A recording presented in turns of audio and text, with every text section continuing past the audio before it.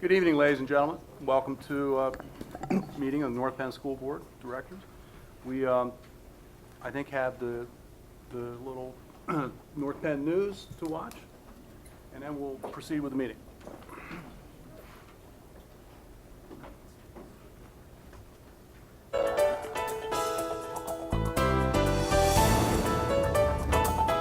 Hello and welcome to this North Penn News Update. I'm Christina Stidham.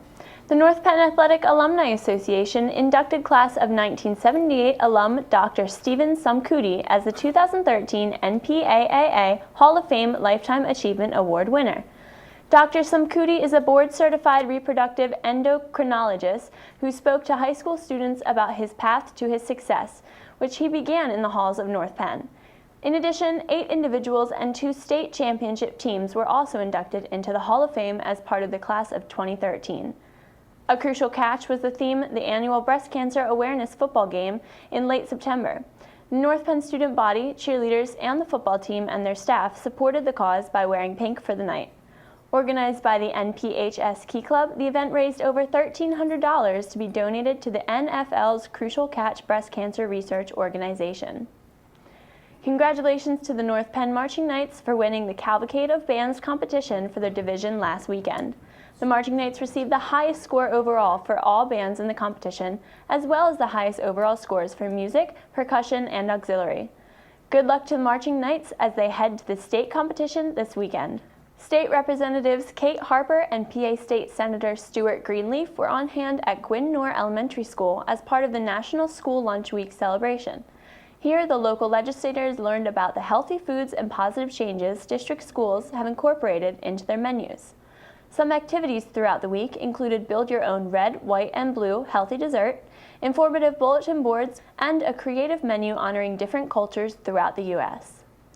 As part of their 50th reunion celebration weekend, over 30 members of the North Penn High School class of 1963 toured their alma mater, Penndale Middle School, which served as North Penn High School until 1971. As they walked the halls, they reminisced about their academic and extracurricular activities, which may or may not have included the placement of a large boulder in the bus circle. The North Penn High School homecoming celebrations are underway this week. 2 of these 14 seniors of the homecoming court will be crowned the 2013 Homecoming King and Queen at the football game on Friday night. Festivities include a pep rally on Friday afternoon, an SGA-sponsored pregame party, the first annual alumni pregame party, and the halftime crowning of the King and Queen. Can't be at the game on Friday night? Be sure to check out North Penn Television or our YouTube channel for all of our programming 24/7. That is all for this North Penn News Update. I'm Christina Stidham. Have a great night. Welcome to our regularly scheduled action meeting. This meeting is being videotaped for community cable channels. Individuals attending this meeting and intending to speak to the board should be aware that they are being videotaped. In order to meet the requirements of Pennsylvania's Sunshine Law, it is necessary to record the names of all citizens who speak to the board during the meeting. To assure compliance with this requirement, it is essential that those planning to address the board come to the microphone, state their name and address, and sign the Audience of Citizens logbook. Members of the audience are asked to limit their questions and comments. To allow time for all those who wish to speak to the board president may ask the individual to yield the microphone to the next speaker. And now, please stand for the Pledge of Allegiance. I pledge allegiance to the flag of the United States of America and to the republic for which it stands, one nation, under God, indivisible, with liberty and justice for all. I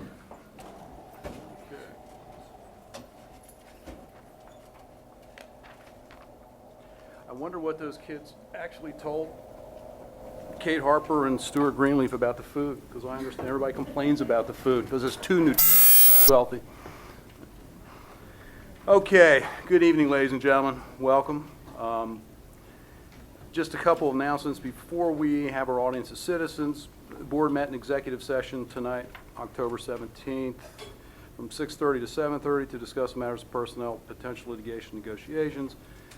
And one other matter, just a housekeeping matter, the agenda item under Finance Report 6D will be pushed until next month for discussion and resolution. And with that, no proclamations this evening? Well, okay, ladies and gentlemen, it's time for you to come up and share your thoughts with us, the audience of citizens. And we only ask that you come up to the microphone, note your name. I think there's something to write down, name, address, and then talk to us.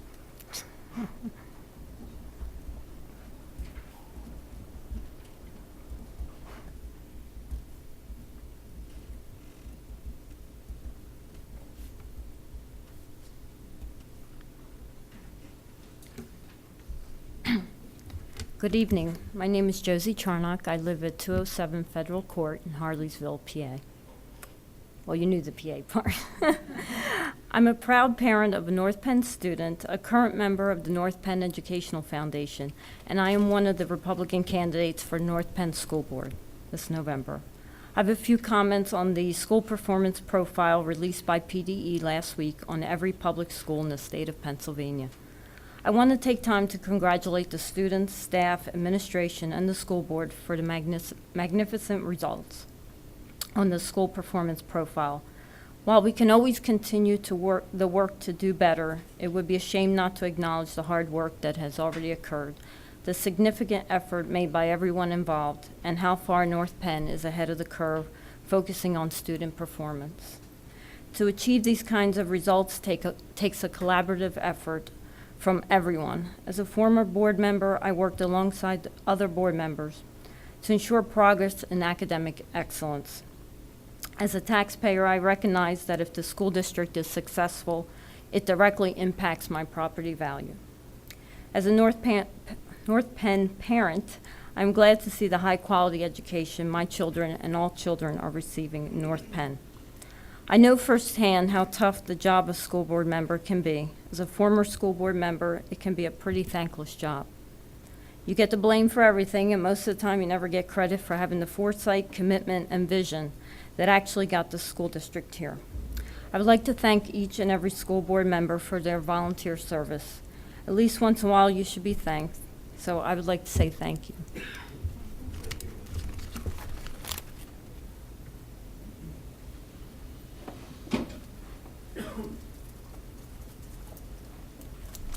Good evening.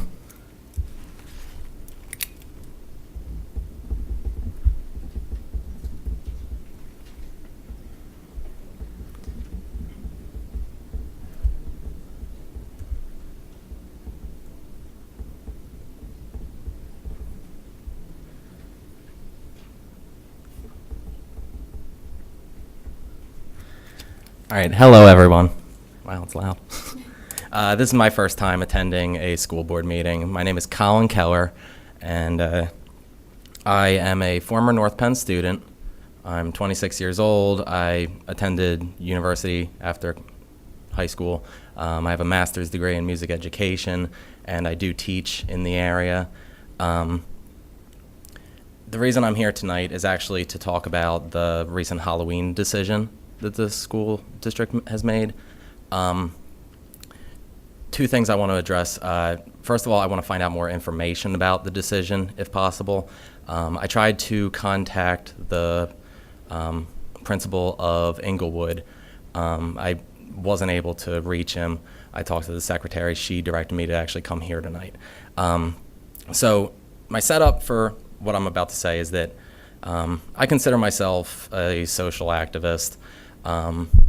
This is my first time reaching out, though, like I said. I saw in the news that Halloween had basically been canceled. Now, I've found out more since then about the nature of it. But the first thing that struck me was that I go online to the news sites and I read the comments that people are writing about it. First of all, a lot of people are very angry. Some of it is not anger I agree with, but some of it is anger I agree with.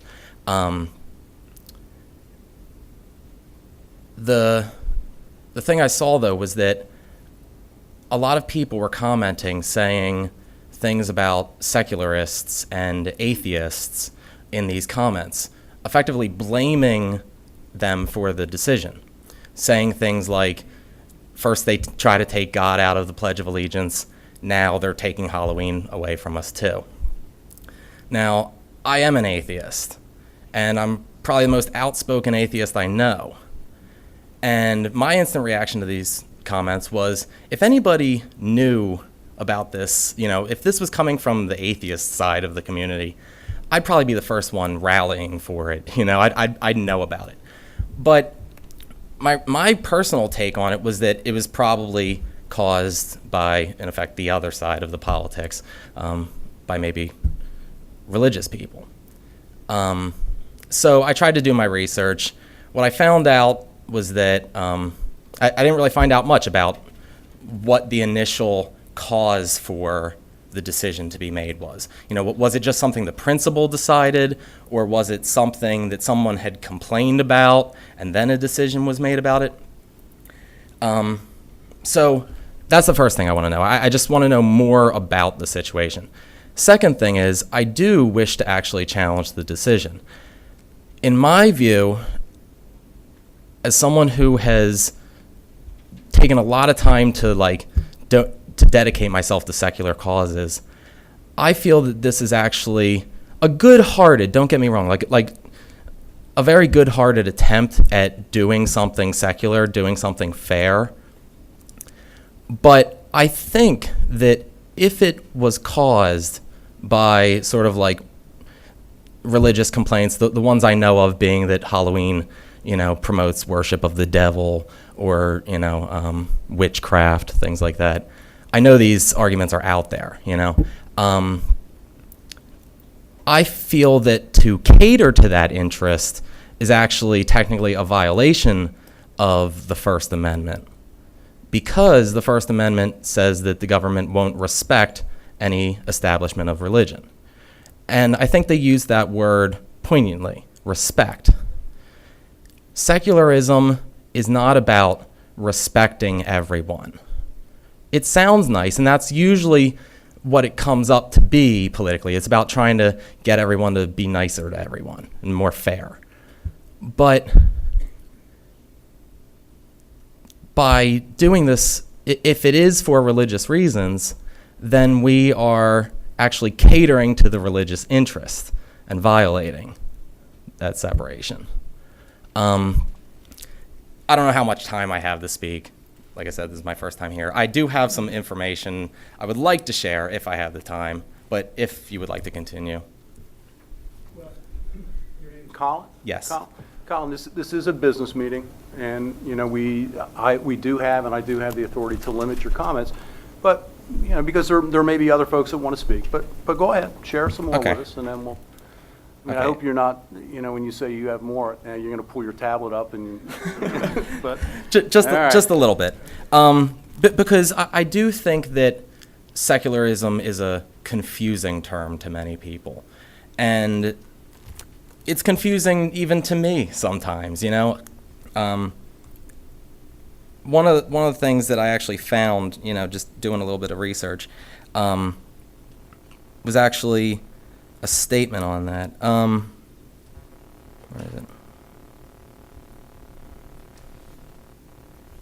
Yeah, it has been argued that the definition of secularism has frequently been misinterpreted. In a 2012 Huffington Post article titled "Secularism is Not Atheism," Jacques Berlinblau, director of the Program for Jewish Civilization at Edmund A. Walsh School, Farm, blah, blah, blah, wrote that secularism must be the most misunderstood and mangled ism in the American political lexicon. Commentators on the right and the left routinely equate it with Stalinism, Nazism, and socialism, among other dreaded isms.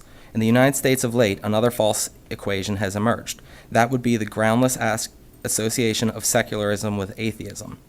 The religious right has profitably promulgated this misconception, at least since the 1970s. So, first thing I want to say about this in particular is that this is actually an example of secular, or whatever you want to call it, harm done to atheists and secularists and liberals, in a sense, by this decision. It might not be something that was intended, but it is still like sort of a secondary consequence of it. And in my research on the law, apparently what our government agents are supposed to do is to actually view religious sort of issues like this, the things they're supposed to like look out for and value are how it affects the community. Does it actually contribute something good to take such a decision, or does it not? And I feel like that's one of the things that is tough about this, that I feel like people like me kind of get scapegoated for what other people don't like about the decision. Now,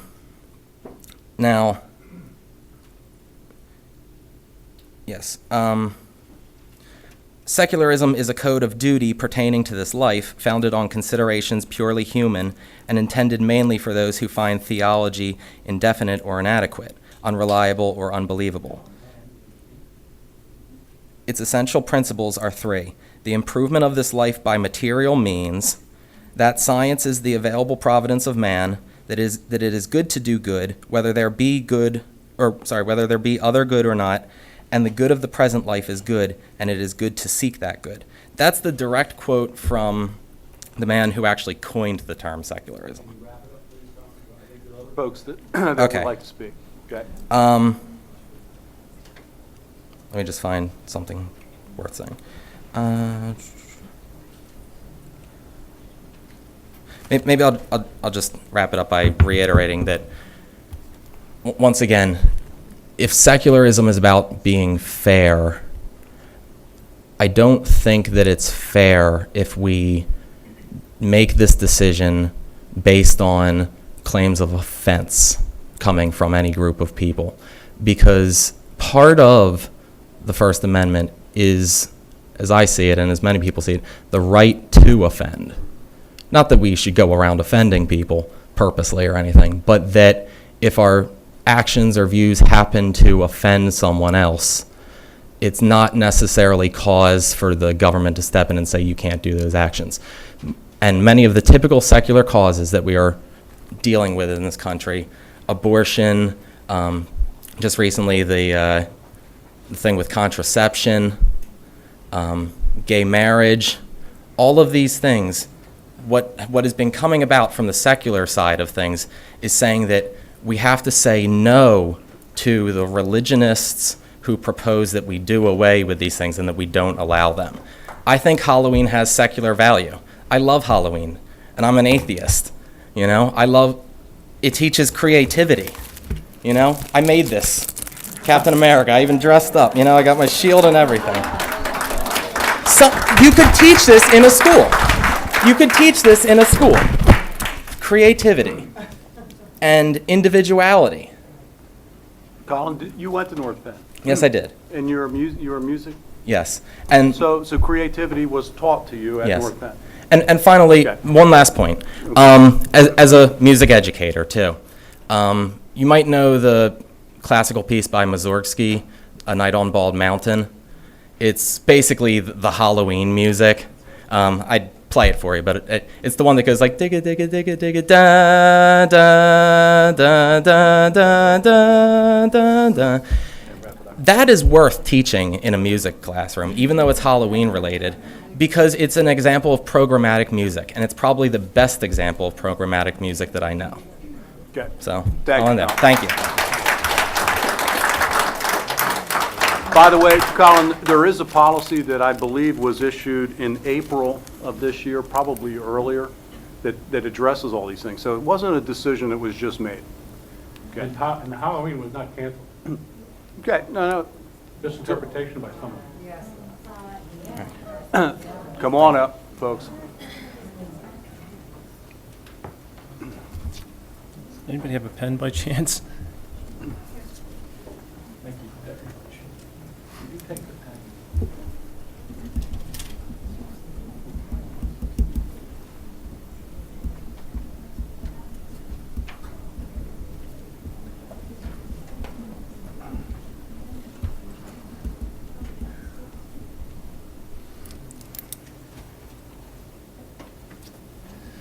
Good evening, everybody. My name is Steve Cioli. I currently reside at 1050 Grayson Drive in Hatfield Township. My daughter attends Walden Farm Elementary. I kind of like to respond a little bit to what Colin was saying regarding this decision maybe being provoked by religious opposition. I too was online, read a lot of the comments being made, and in addition to the allegations that this came from a secular and atheist group, it was also triggering a very specific family in some comments, and even more so a parent. That family was my family and my wife. We are Jehovah's Witnesses, and yes, we do not celebrate most celebrations and holidays, but however, we fully appreciate the liberties that everybody has, and they have a right to celebrate these things. And you know, we also we take advantage of those liberties as well. You know, in our choice not to participate in these things. One of the allegations was that there was legal action brought about by us, and that was why this came to the district's attention, and that was not true at all. The fact is that at the beginning of the school year, we wished to meet with our daughter's teacher to kind of explain to her our beliefs, what we felt comfortable with our daughter being a part of, not being a part of. And in addition to those attending, you know, there was the principal, the guidance counselor, and with my wife and myself and their teacher. And we explained to her everything we were comfortable with, and tried to emphasize that to us it wasn't about sorry, the word's escaping me. It being offended. Nothing that people wish to do we find offensive. It's everybody's personal choice. We would never think about taking any actions to prevent anybody from making their own personal choices and expressing their own, you know, beliefs and the culture.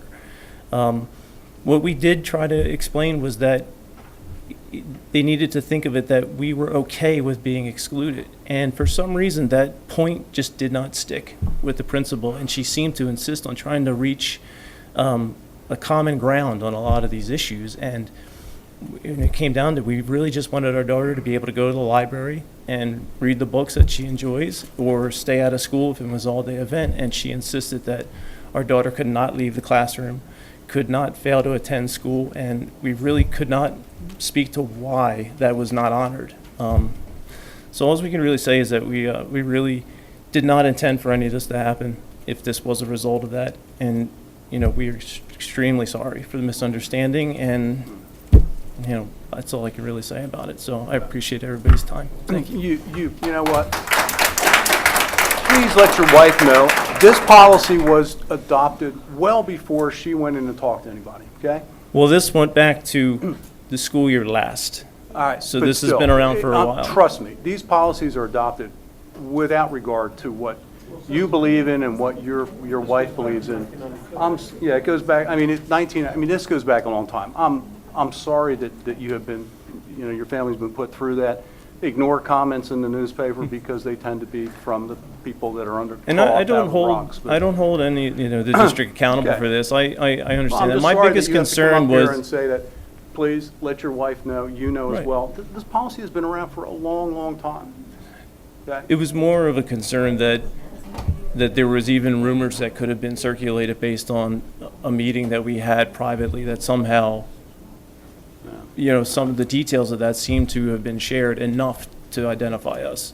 So that was a cause of concern for us. And, you know, we understood that the policy had been in place in a while, but obviously the misconception last week really, you know, was able to incite a lot of people and to make them feel like their freedoms were being challenged by particularly us. So that's, I mean, I'm not really saying that the policy, you know, was what damaged us. I just wanted really to everybody to understand that the intentions were not there. That's not what we ever asked to do, and, you know, that we truly feel sorry that ever took place. So, thank you.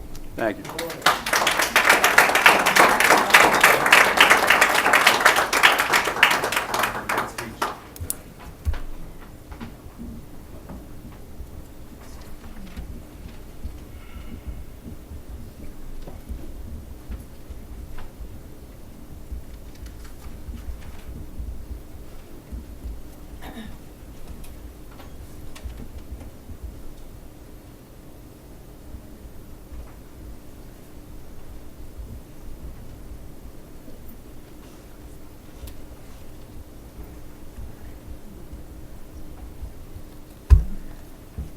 Hi, I'm Donna Chafee. I live in Lansdale on Carpenter Lane, and I go to Walton Farm School. And recently went to the community conversation with Dr. Dietrich, and we've talked often about certain things. So why I'm here tonight is to let the board know that the Walton Farm principal is mismanaging this regulation. The regulation has a lot of merit to it. It has a lot of merit to it.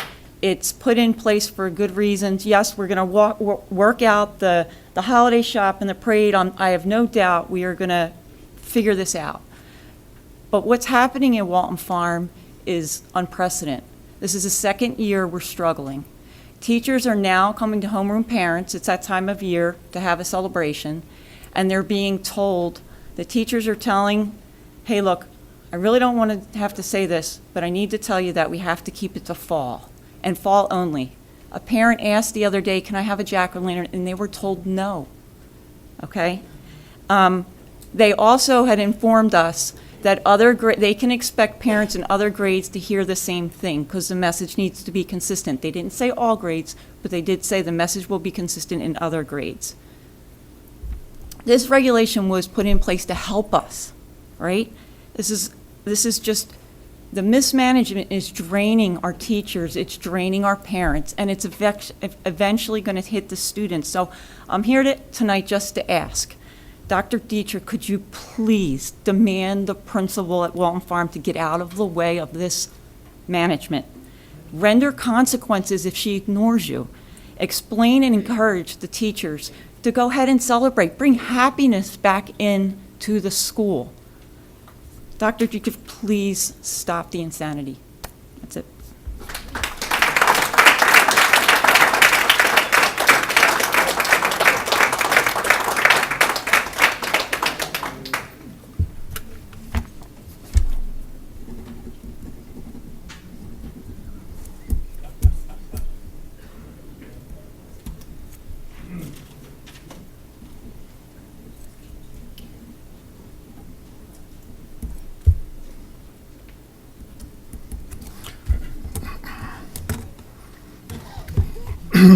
I was delighted when I came here to see that there were people who shared my point of view with respect to the cultural precedents that have been established in the society for a long time.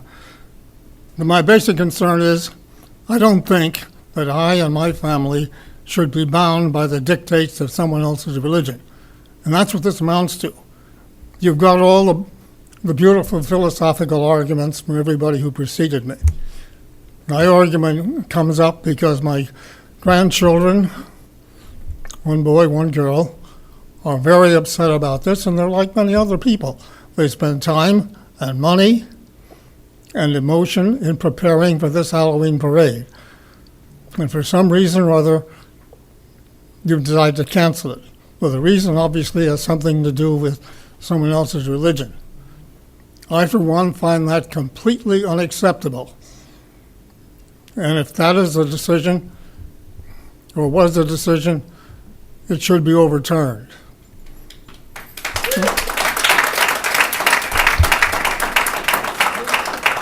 Please do so.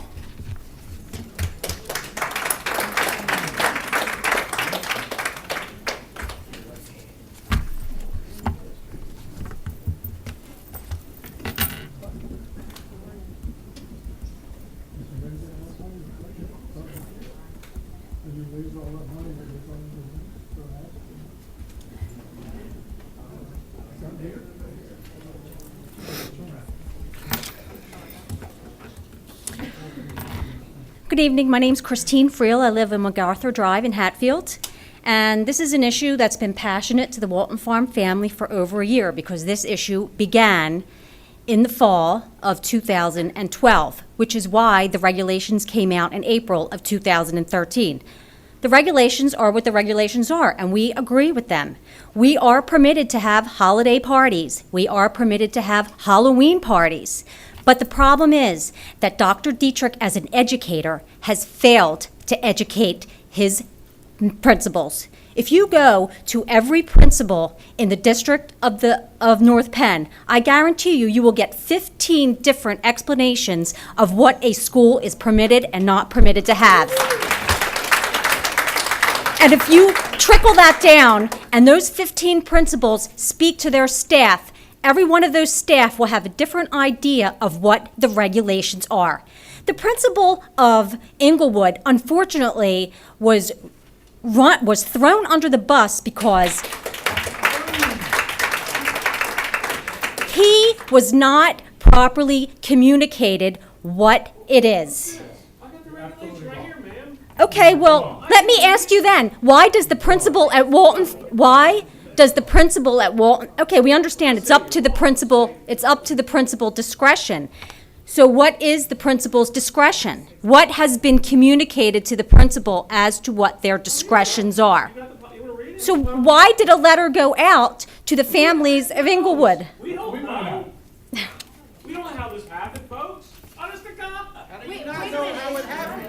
Read the policy. Got the policy reading yourself. How do you know that it didn't happen? Somebody made a bad decision. That's not an appropriate way to behave. It turns into this. You should be speaking, not yelling, not laughing. I'm not laughing. You did 5 minutes ago. What? You did 5 minutes ago when this I wasn't laughing at him. I know, Mr. Malley. He's a nice man. We're not engaging in debate. This is a policy. We have folks on both sides of the issue. Let's just listen to what folks have to say. That's what we're here for. Good evening. My name is Susan Weiner. I'm the parent of an 8th grader and an 11th grader. And Halloween's over for them. But in all the years that they went to Bridle Path, there was a Halloween party and there was a Halloween parade. And all the years that I went, it was there. And I know nothing about what's going on in Walton Farm, but I know that the last 3 years of my daughter was at Bridle Path, chipped away, because in the beginning, every school had a parade. And then it was a little bit away, and then some schools went away. This is not some recent issue. This has been going on. And the reason that I'm here, and I've never spoken here before, and I'm a trial lawyer and I speak to juries, and this is a hostile audience right here. You should be embracing the concepts that are coming out here with an open mind and listening. I'm not an expert on the regulations. I'm an expert. You're doing it right now. You're not even letting me finish my sentences and speak. I'm not here. We're questioning them. We created this to answer you guys. Okay. That's why this was created. Okay. I pay taxes in this school district. I would like my chance to talk without being interrupted. Oh, I'm sorry. Okay. If you're so busy to jump on what people say, you're not listening with an open mind. I'm listening, but the same I appreciate. something that's not true. How do you know what I'm even here to say when you haven't let me speak? You haven't let me even finish my sentence. You haven't even let me finish. Ma'am, but we're not a hospital. Well, really? Come on. Halloween is an American tradition. Period. It's not a religious holiday. Okay? Yeah. You got an atheist here, I'm Jewish, you got Christians, you got Catholics. This is an American tradition. Period. And the point of this is more, my kids are older. They don't have Halloween parades in middle school and high school. I don't even care. The reason I'm here is because this issue is more than about a parade. The point of this reaction is to let this board know that tradition and cultural and socialization should have a place in the elementary school building. The school day shouldn't be vanilla. North Penn is a melting pot, and it should be embraced. We are overly sanitizing the children in this district. You keep taking away, and taking away. Our children should learn about holidays and customs. There should be Halloween parades. There should be Halloween parties. There should be Christmas parties. There should be Hanukkah parties. Let the children have fun. But that's not what's happening in this district. Yeah, that's what's not explaining it. But that regulation says that we can't have a parade because it takes away from the school day. But we can have the BMX bikers at Bridle Path, and we can have Olympic Day, and we can have 13 half-days for different administrative reasons. Time off for Christmas. You know? You're prepared to take that away? I want my children to be part of a school district that doesn't make rule changes based on right-wing zealots or a few people, because I never heard anything about this decision until it made the news. I didn't know about a new regulation. I didn't get some message. I didn't get an email, and I get all the messages. I didn't hear anything about it. My input wasn't asked for. And had that input been considered, you probably wouldn't have the reaction that you're having here today.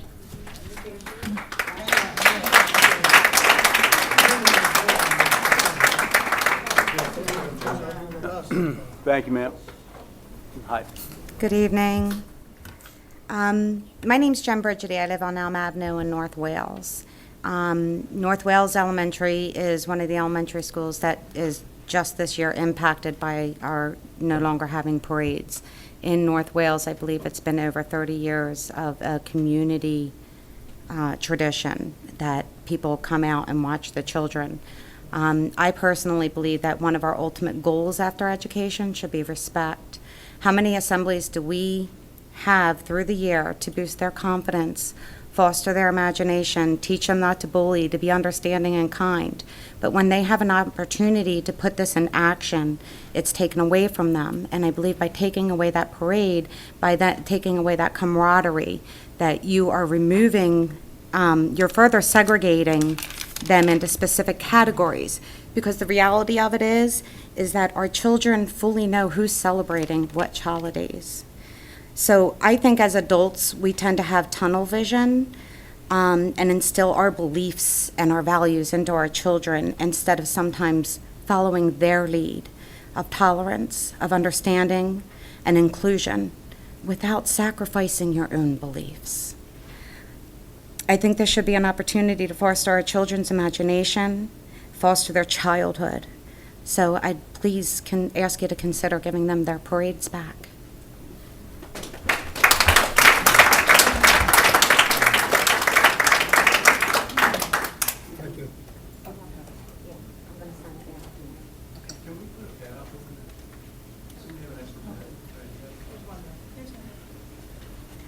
For what, for names? You want me to hold on a second? Oh, another pen. There is a pen. Yep. I'll sign in a second. Good evening. My name is Kristen Kimball, and I live at 946 Woodlawn Drive. I'm here tonight. Someone made a comment just a second ago, wondering where all this started. I am an Inglewood parent, and I do strongly believe in Dr. Taylor and the things he's done for our school. So let me just, for those of you who don't know, 2 Thursdays ago, Inglewood had its first home and school meeting. Upcoming events were mentioned, including the Halloween events and the costume parade. Many parents in attendance that night were not aware of the district's policy stating that school-wide parades must now be scheduled as after-school events. Parents asked Mr. Taylor at that meeting to send a letter home to families because many of us believed that others were in the same situation, did not know of the policy change. I think it's horribly unfortunate that because Dr. Taylor did as he was asked by his parents, that his name and Inglewood's name were dragged through the mud. Many of North Penn's elementary schools haven't had costume parades in years, but they didn't make the headlines as the anti-Halloween parade and parties school. I stand by Dr. Taylor because I believe he encompasses all things needed to be a great and effective principal, namely a good communicator, a vision for the school, trustworthiness, and daily visibility, and an amazing sense of humor. When I asked my children, who are in 5th and 2nd grades, to give me one word to describe Dr. Taylor, my 2nd grader said, "He's cool." My 5th grader said, "He's awesome."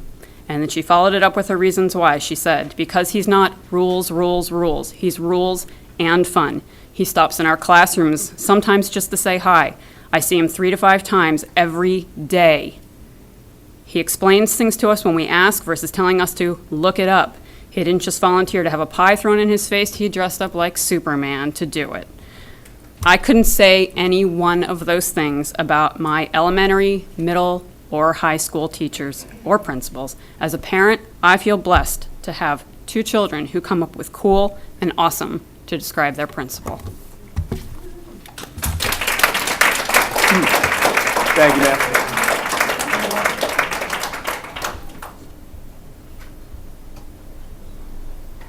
Positive words from Mr. Taylor. I'm sure he would love to hear that. And he will. Get him back in the building.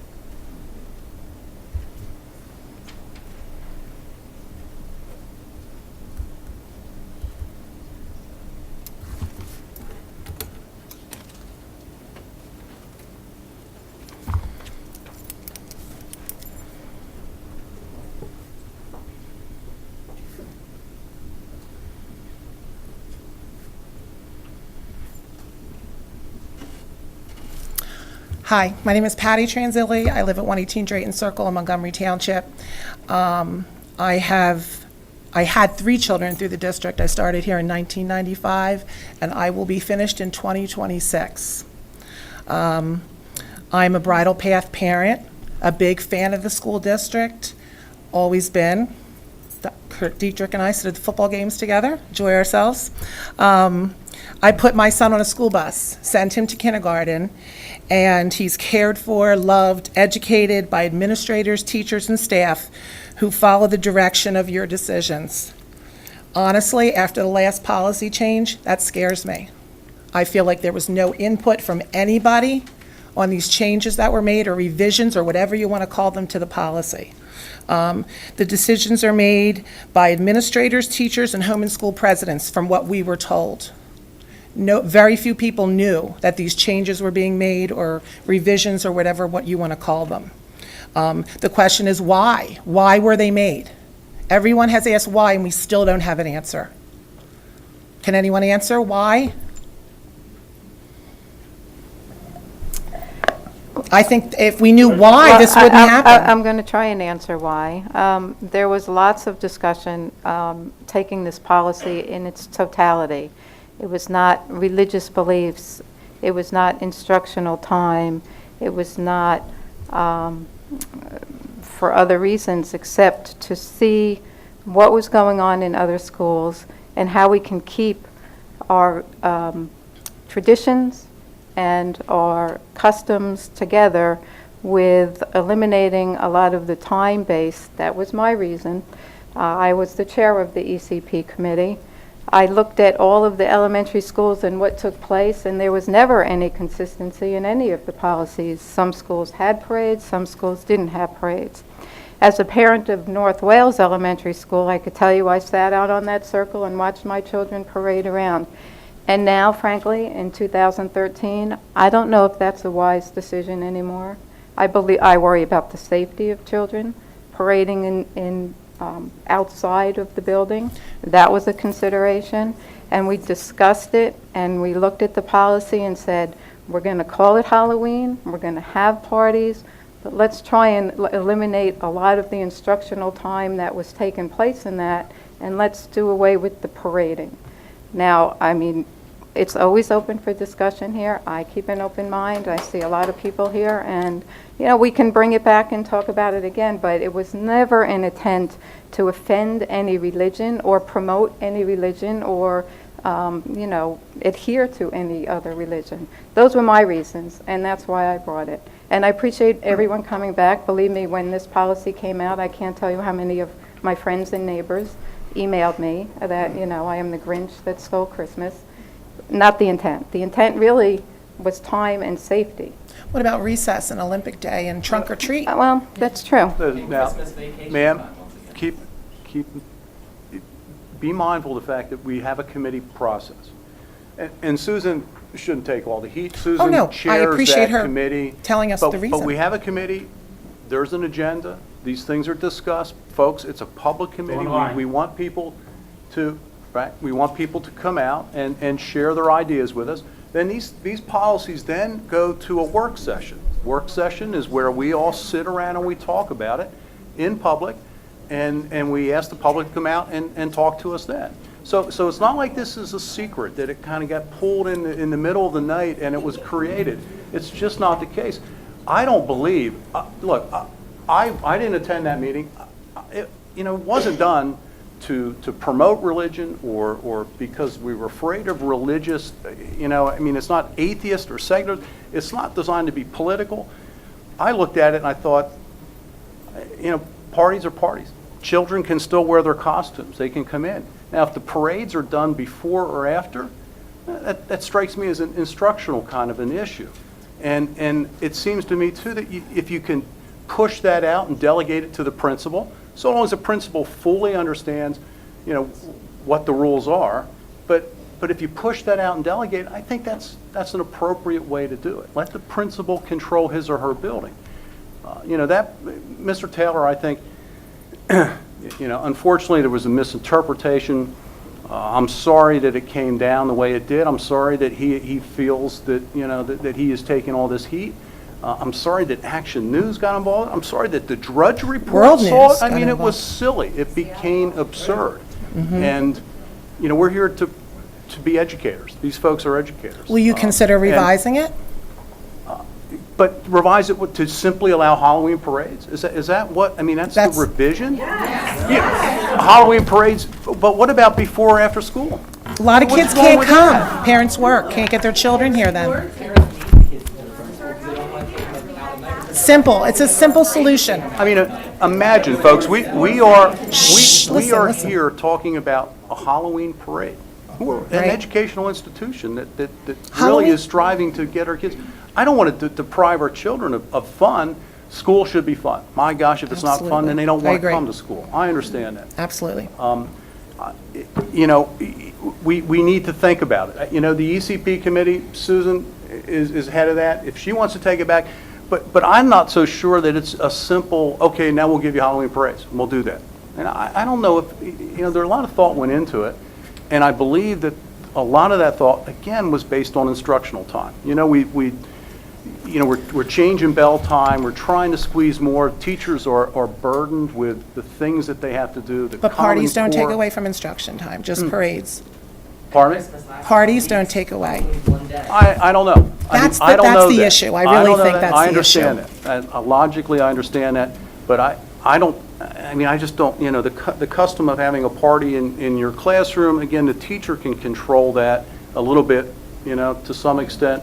They may not be able to control a school-wide event, you know, so I don't know. I don't know all those particular issues, but we really, it seems to be, if we really cut to the chase, it's simply, you folks are concerned and are not happy with canceling Halloween parades, right? I mean, that's it. That's my point. Everything else, but Can see, I that's ask- not fair. It's can I not a just add slippery to this? slope. So, I mean, I don't want to go there, but, Tim, any bit. can I just add to this a second? You know, I'm not supposed to debate, and I don't I wanna understand be here that. to I understand debate. that. You know, because But we'll be will here all night it be, talking. is it something we can discuss? Is it I something think that so. parents will be involved in this time instead of Absolutely. just home and school presidents, administration, and I teachers? think home and school should be involved in it. I mean, I think And those parents. should be. And teachers and parents and, you know. I have no notified? problem bringing this back to the ECP committee for We had an discussion. ECP meeting the other night. I asked, was anybody out? She said, no. Yeah. I couldn't believe it. But fair, but gentlemen, fair, you know, fairness to the public, there wasn't an agenda item. I mean, it wasn't on the agenda, so. Well, I read the policy a little different, and a lot of people are reading it and bringing it to us today. I'm a big fan of Halloween. Okay? I am. I truly am. When we sit up here, though, okay, I sort of take my personal feelings out of the picture and try to consider everybody's rights, because everybody has rights today. Absolutely. And it's not like it was back in 1977 or before when I graduated, because it was more homogeneous, more people. You couldn't find anybody that didn't like Halloween or found Halloween offensive, or the peanut allergies weren't as prevalent as they were. I don't know what happened to peanuts, but, you know, there's peanut allergies today Right. that weren't around when I was going to school. And there's safety issues about, you know, exposures when you have a parade outside like Mrs. Leonard was trying to go to. So what we did, well, let me just say what my feeling. I didn't vote to ban Halloween. What I voted for was to allow break it down to the individual entities to determine what was appropriate for them. Okay? And that's why we're saying, what a lot of people are saying here, that's at the core, that's the core message in our policy, is that the entity, the principal who is the head of that entity, has to make a determination because of the diverse nature of the community as what is appropriate for that entity. Okay? Now, what I hear you saying is you would like a more decentralized approach, and you would like us to say mandatory Halloween parades. Okay? And I think that's the other side, and I think that's more appropriate than letting each individual entity make that decision. But they don't even have the right to make the decision. You wrote no parades during school hours. Okay. So maybe that went a little bit too far. Maybe, I don't know. That's why this is the way it is. Maybe we can say, or modify it and say, bring that back to a centralized level. The principal can make that determination as well, but I think we're willing to discuss that. We're not anti-anybody. We're pro-education, make sure our children make the best out of what we gave them, or what the community's given them. And this seems to be a hot button, okay? And I can tell you this, when we went through this policy, sometimes things spin away from us that I can't foresee. I keep saying we, but I'm going to say me. I understand. Before, things that we can, this was not a foreseen, outcome or a collateral, energy that we were expecting to generate from this, okay? We thought we were trying to come up with a balanced policy, right? Obviously, it was a little off balance because there's a room full of people that's telling me it's a little off balance. Was there a large input of folks that were making these decisions? Or was Honestly, hardly any. Right. But But you have to understand that let me- there were many, many schools that never had a parade. I or know that. We never- were one of the fortunate ones that did at Bridle Right, Path. so I'm with Mr. Sullivan. It never dawned on us that people would be. Tradition. I understand tradition, and that's why we said, we're going to call it Halloween and we're going to have parties. I understand that part. And you can look right behind it. These things are all on tape. Right. Okay, we tape these meetings. Okay, we're not hiding any policy or any, it's all out in front. We're not hiding any, this doesn't qualify for an executive session. Everything that happened, went into this thing was out in front, in public view. We didn't, and I'm very active. I've been I home and understand. school president. I'm active with the 12th night. I'm in the school probably more than most of the kids are. And you know what? I didn't know anything about it. I love that about our parents, because they are active. And 90% of our meetings, there's no parents in the room. You know why? Right. Because you trust what we're doing up here. Exactly. But when And something we wanna gets to keep you, feeling you're that way. here. You show up in force, okay? But a lot of times it's after the fact, after something's already been in So play. maybe there's a communication breakdown. Well, there's a bunch of things that are breaking down here, and we need to look at them, and we're hearing what you're saying. But I have to tell you, we're not like a bunch of people that don't want to make you happy. We're not on the other side. We're with No, because you. you We're would your have this friends at and every neighbors. meeting. Absolutely. Yeah. I understand. I completely understand, and I've been online. It took me 3 days to get minutes from one of the meetings, and Don't get me wrong. No one does not. I will speak for the board now. We appreciate your input. Most of the time, we're starving for it so we can get some guidance from where the community wants us to go. so maybe and a we little don't get it. bigger system that would All get right. more information out. But they will revisit to make revisions possibly.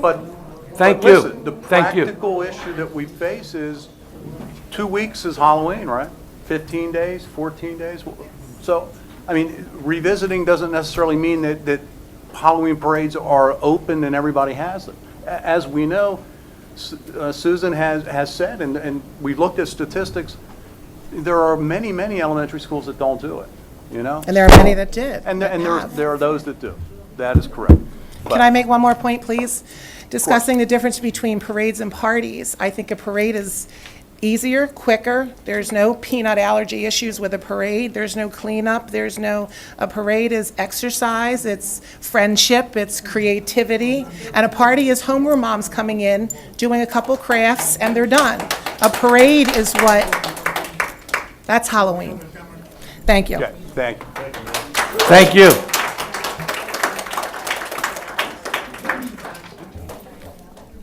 Hi, my name is Sarah Boniface. I really had no intentions of speaking, but here I am. How exciting is that? Okay. Welcome.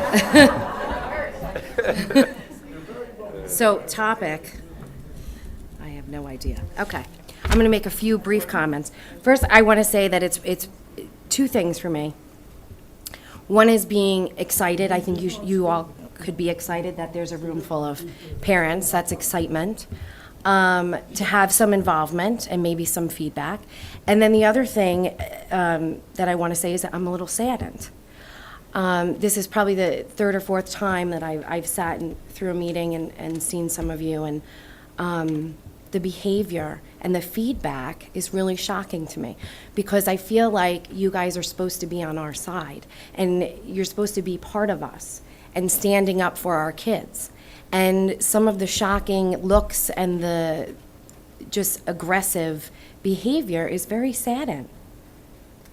And I feel like as a group, you shouldn't allow each other to do that. Joe, I appreciate everything that you've said.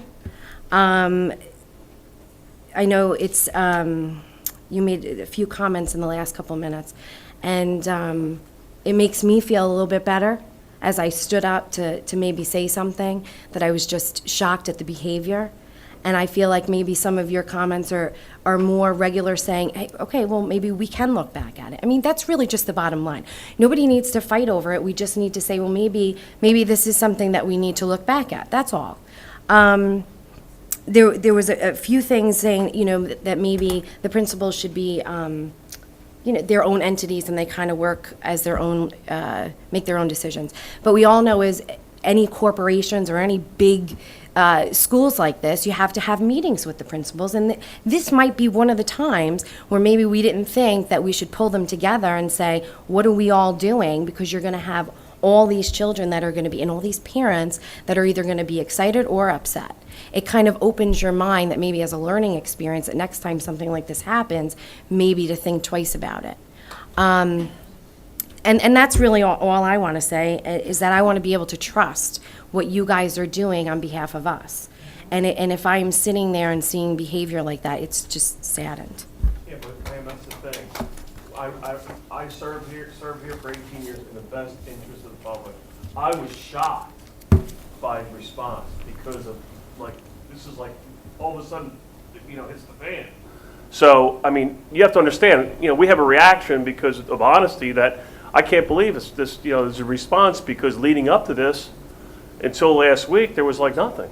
I can understand. You know what I mean? Don't you But understand my reaction? Absolutely, Like, holy but if I cow. was sitting there, you'd probably get the quick reaction, but I then mean, also I like, can't believe it. well, maybe kind of what Joe said is you sit Yeah. back and you have a big reaction, but you kind of say, well, you know, it kind of goes both ways. I mean, there's different ways to deal with things. I mean, Frank, you had to be touched a couple times to hold yourself back, and that really bothers me.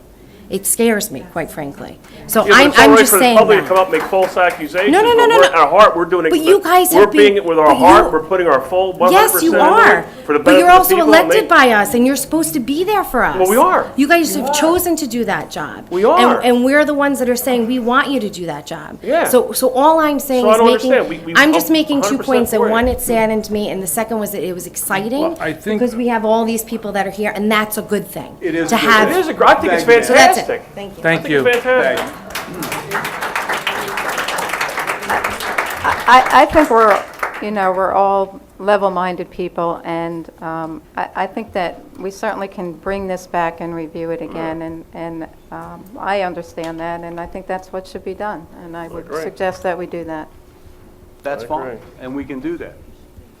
But, you know, do that before 2 weeks? It's just Yeah, not but see, gonna this happen. is, again, some people celebrate, some people don't. I know don't that, think. but we need to be Oh. realistic about where we are Oh. at this point in time. But, Oh. Sir, Colin, There's you had nothing your to- time. Excuse me, ma'am. Hi, I never intended to talk. This is my daughter's last year. My name is Lisa Neal. I live at 19 East Broad Street in Hatfield. My daughter goes to Hatfield Elementary. This thing about Halloween, at Hatfield Elementary, it actually started back in 2000 when my middle child, the parades were taken away due to a principal that came in and transferred from the Philadelphia School District. She thought it was a safety issue. Apparently, I don't believe that because my children wanted that. But the thing is it's not only about Halloween, people. It's going into, I'm in charge of our Frosty Fest at Hatfield, and it's going into that. It's taking away from the children celebrating what they think is the young shopper shop. I do it, and I've been doing it for about 4 or 5 years now. We do it during lunchtime, and I put a timer on the desk by the register. The children have 5 minutes to shop. They sit there, and it's broken down into mom section all the way down. The kids come in, and they do shop. Some of them take a little bit longer, okay? But we try and get them back because the next thing is learning. You know, they do it on their recess time. This is what's going to take away next. The Frosty Fest at Hatfield has now changed to in the evening, and it's more on me. I'm a volunteer. I'm the parent that's in charge. I have to dig up parents. I said, it's not fair for me to take 3 nights now out of my time when I could have did it during the day for 2 days, because now you took Halloween away. The next is Christmas. We call it winter break. It's not Christmas, it's winter break. You're taking that away, okay? You're taking everything else away from these children, and it's not fair, okay? My daughter has 1 more year at elementary school, and I'd like her to go out with, happy memories, and she's not. She's not going out. Nobody is. None of these children are going out with happy memories, and that's what these parents are saying. I mean, like you said, you've been around 18 years. I've been around that long too, because my oldest is 23. Right, so Okay, but it shouldn't be taken away from them. I don't think. I agree with you. It's to me, it's not a safety issue, because we still have our children at Hatfield Elementary playing on the playground while there is a person driving around in a maroon minivan, and there is no police presence at all at Hatfield Elementary, because I live around the corner and I drive by during lunchtimes. There's no police presence there, and the Hatfield police have said they would have police presence. The security at North Penn School District said they would have people there. There's not. He was cited 3 times in 3 days. Okay? The police do patrol. I personally know, and personally talked to the chief. They do patrol. They stop and they sit in front and they walk in. They sit in front in the beginning of the day and at the end of the day. I live around the corner. And I'm telling you, talk to the chief. I know what they do. Okay. Okay. Whatever. That's what you say. Thank you, ma'am.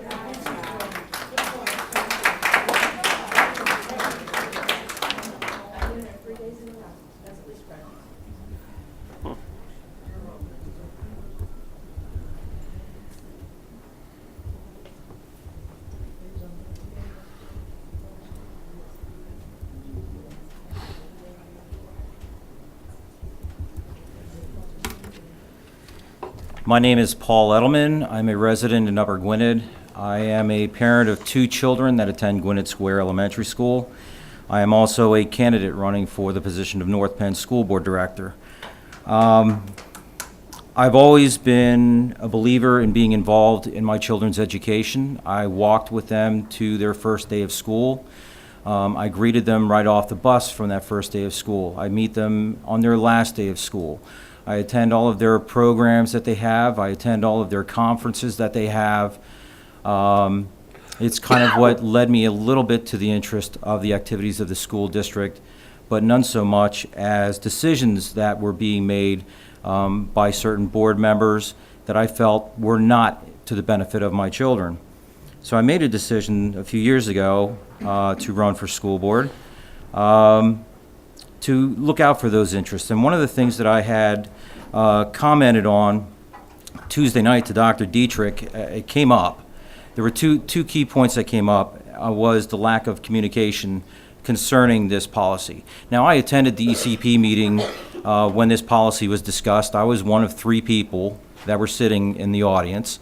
I wasn't exactly pleased with the entire policy. I understood where it was coming from. I thought that maybe there was a back door open that would get somebody in trouble. Unfortunately, it, got Mr. Taylor into a bit of hot water. But, the meeting was publicized, the agenda was advertised, and it went on. Now, a few years ago, we had a redistricting issue with schools in Hatfield. I was also at that meeting when parents came here and protested concerns that they weren't notified. And there was a discussion amongst the board who said, maybe we should table this issue so that we can give a little bit more time to discuss it to make sure that the parents are better communicated with. I thought that was a great decision to table that. Now, unfortunately, when it came to instituting this kind of change, my question to Dr. Dietrich was, according to the letter that came out from the district, there was a survey of parents. Now, again, as a very active person in my children's education. I get every communication. I get all of Dr. Dietrich's letters. I get the school board's emails. I get the home and school letters. I get the emails from the individual teachers. I hear everything that's going on.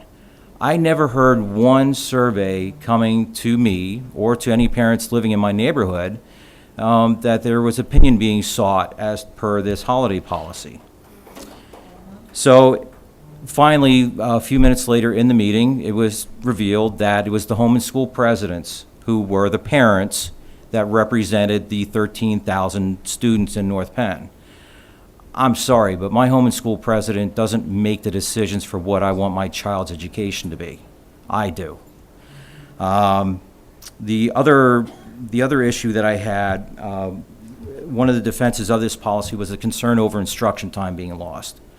I personally enjoy the parties, the end-of-year picnics, the assemblies, the field trips. I think any time that the children have a chance to build socially, in the cafeteria, not the greatest environment for kids to bond because you've got kids who are a little bit more aggressive and assertive with others. Okay, same thing with gym class or maybe even some other special classes.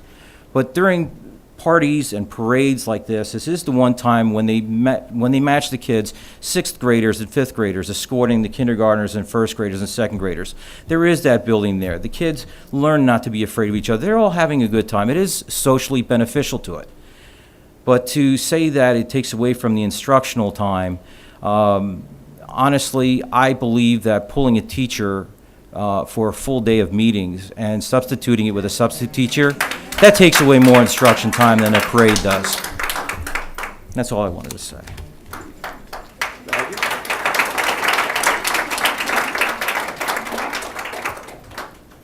Anyone else?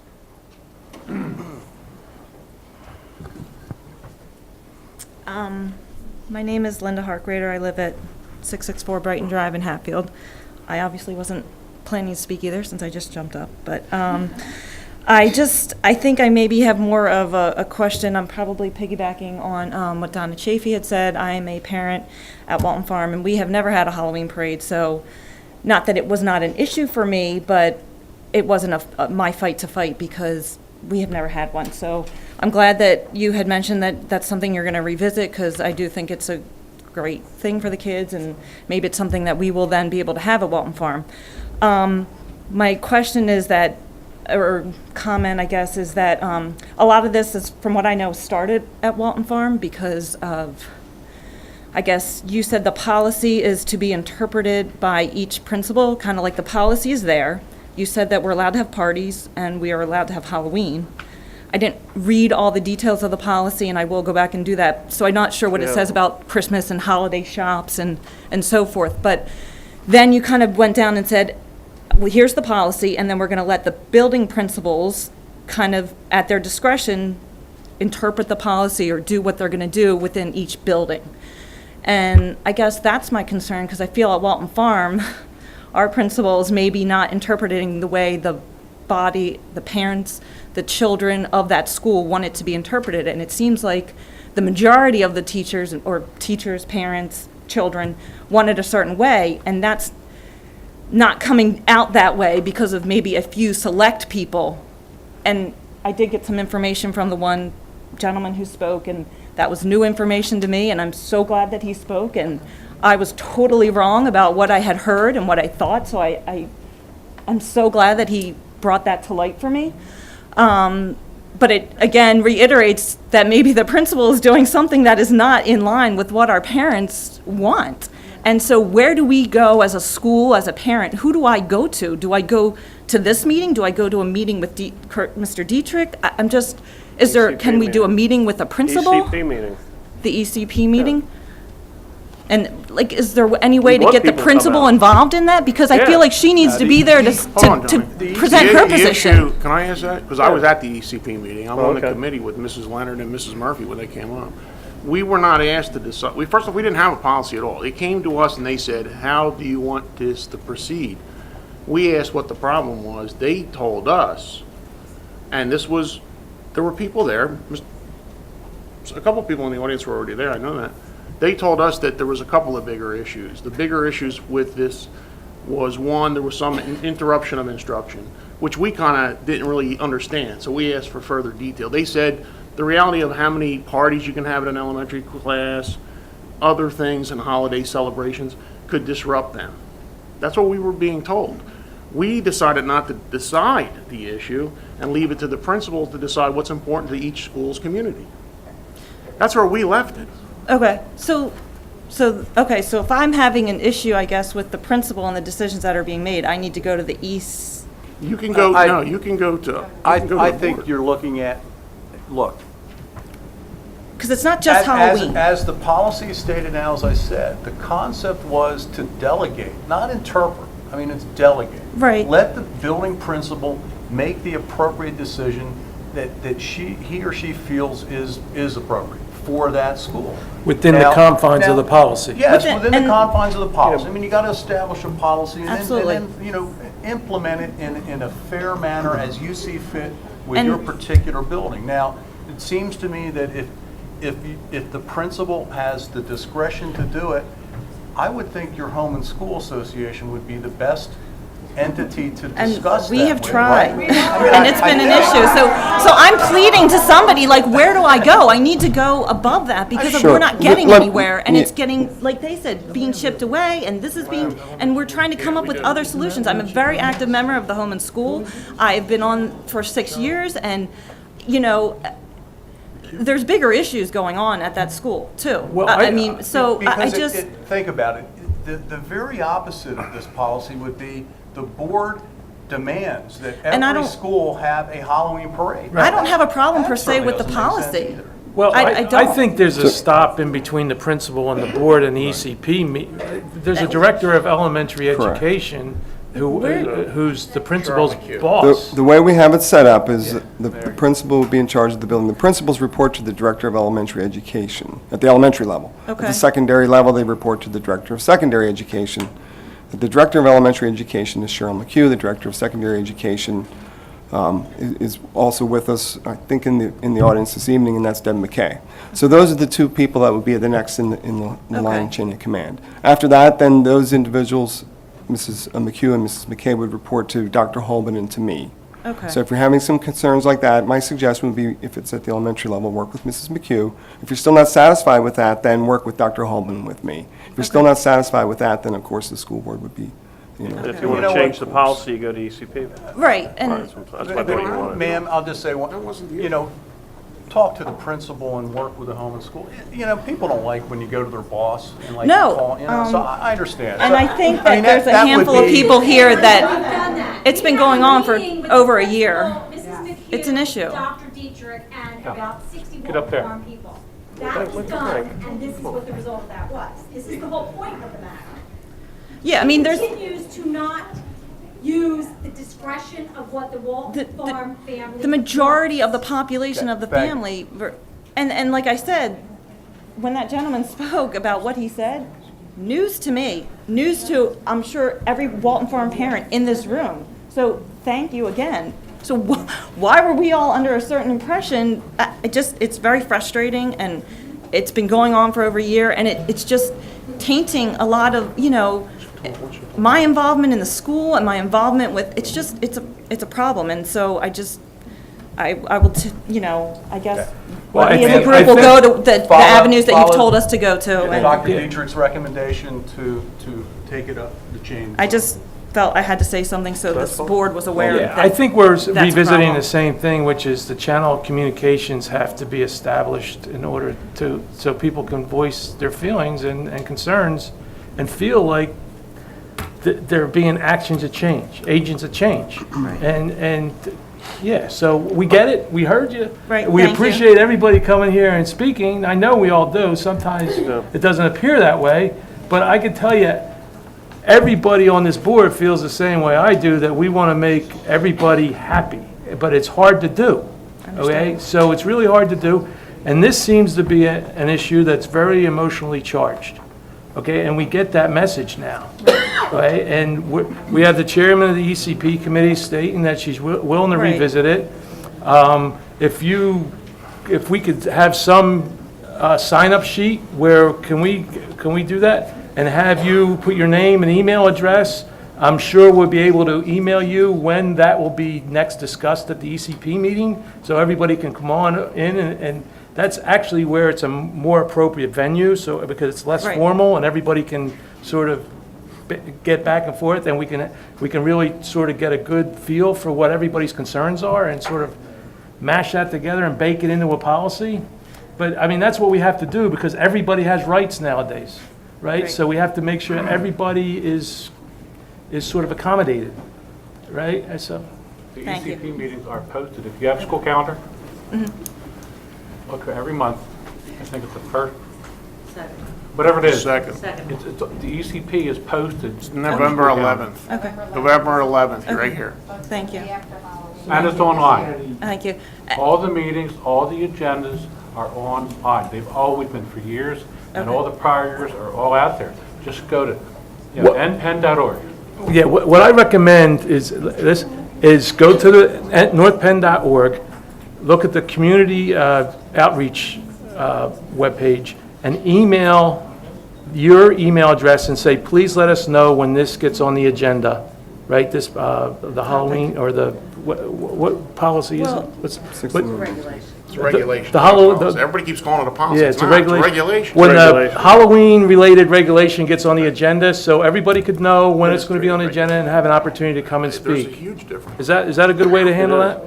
Because we want you to know when it's going to be discussed, and we Right. want you to come to the meetings, and we want to discuss it, and we want to make sure everybody's happy, to the best that we can.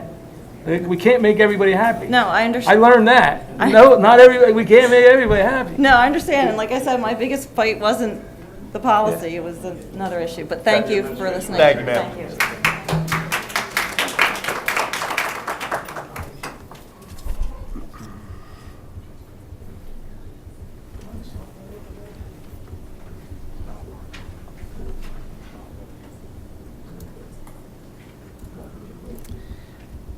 Hello, Stephen Hull, 1268 Orchard Lane, Inglewood parent. First, I was really, really upset, and it was a shame the way the district employee was on the news at the Channel 6 at 5 o'clock, totally leaving Mr. Taylor out to dry. I know Frank and Tim, you said that that wasn't the case, but it's the way it felt, and it felt bad for, I felt bad for the guy, because he was doing what, I actually have the administrative regulation right here, and I read it then, and I read it tonight, and it was a shame. The next point is, hopefully, it's not going to happen by Halloween, because you can't get it together by then, but hopefully we can have this ECCP, Education, Community, and Public. I hope we can have that meeting before the holiday shop time, because we teach our children math, we teach our children giving, and there is nothing better than on a holiday morning opening up a present and it says Super Dad, and that kid doesn't care about any of the gifts they've received. It's about giving Dad that Super Dad gift.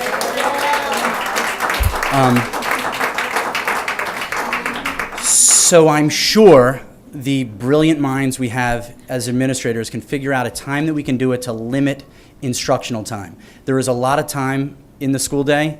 You know, we could just, I like the other school that did it during lunch and recess. Maybe we can do that. Yeah, because, That's you know usually what? the most common thing. Yeah, because teaching our children giving to others is a really important thing. I actually had a conversation today telling some children why I stopped to change a tire for a woman. And they were like, why would you do that? And I was like, because it's the right thing to do. So hopefully we can get it together before winter break. Well, November 11th. November 11th. November 11th. I will not be there. It's my birthday. I'm not going to come to a meeting on my birthday. We have another one in December. Yeah. Susan Leonard is going to have an open house. Nice. November 11th, ECP, to talk about this. Look, I didn't look at, with respect to the winter and the mom store, whatever. You know, folks, my kids are 30 and 27, 31 and 28 soon. They went to North Penn. I still have Yeah, you the do, Super yeah. Dad thing in my office that my son bought. I still have that stuff. And- I understand it. we all understand it here. Good, good. Okay? So please, though, I mean, we can go on all night. We could, hear you, we could. Okay? We're going to do it. We'll take a look at it November 11th. We'll bring it back to the committee. We invite you all to come out. There's a little bit more, it does, as Joe said, lends itself to a little bit more dialogue and give and take, and we welcome your comments. Excellent. Real quick, we have some families that don't have vehicles in Inglewood School District, in Inglewood's area there, and I know that they don't have the little children, the second, third graders, fourth graders, they don't have the power to drive to go buy a present for mom and dad. So hopefully, those little boys and girls will be able to buy a gift at the holiday shop. My next thing is, I want to make this a little positive, a spin at the end here. Mr. Taylor did a great job evacuating the school with the gas leak. All that I know is I got a phone call or a text. Actually, I got a phone call while I was teaching, and I found out that we had a gas leak, and he had the building evacuated in lickety split. It was great. Everybody was safe, and it was taken care of, and so he did a great job with that. Thank you. Thank you.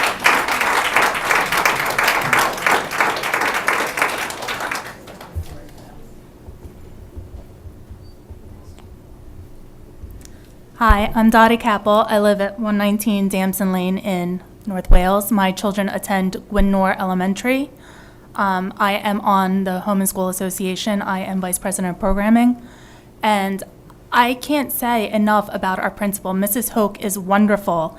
And actually, all this stuff that's come to light with this policy, it's kind of overwhelming to us as a school because we're still having our Halloween dance. Mrs. Hoke did not take that away from us. We are still having our classroom party on Halloween Day. And we can have a Halloween themed if we like. And our secret shop, we are having our secret shop. We've always had it after school hours, and it's an ice cream social. And let me tell you, those kids are so excited about it. So my issue is not so much what the policy says or doesn't say. My issue is the lack of communication. I know you're saying it's on the website, and yeah, you can find it if you do, but the lack of communication is kind of appalling. I know that I forget which court and council meeting it was back in, it was either February or March, that the presidents were at. From my understanding, I was not there as I am not the president of the Home and School Association, but from my understanding, they were given a copy of the policy that said draft all over. We actually saw the copy of it. And then somebody had taken a snapshot. And then the policy was taken back. The presidents did not vote. So to say that the home and school presidents voted for this policy is wrong. And I'm not going to let my home and school president go down, as where I will not let my principal go down either. Because I believe in our home school association, I believe in my school, I believe in my principal. And the original copy that Mrs. Hoke did come and bring to us, there is a section there that is now on the website, which unfortunately I wish I had my copy, her copy, where it says that it is now at the discretion of the school principals that went up after Mr. Taylor wrote his letter. It does not say that in Mrs. Hoke's copy. It does not. The change was made in August at our meeting. No. We do not have a copy of that. And I can tell you because we were just looking at That it. meeting was in the spring and Right, followed but- through with other. I'm just saying, I wish July, it's August 2013.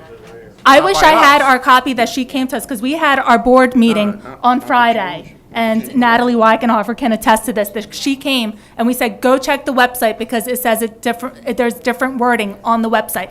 That, to me, that is my issue. My issue is not whether we have a parade or not. We are one of the last schools that had our parade. We did not have it last year because of Hurricane Sandy, and I can tell you, our kids at our school, they're not even noticing that we're not having our Halloween parade because we're still having our party, because quite frankly, that's all the kids care about.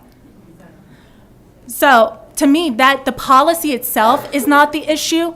The issue to me is the breakdown of communication and the slinging of the mud.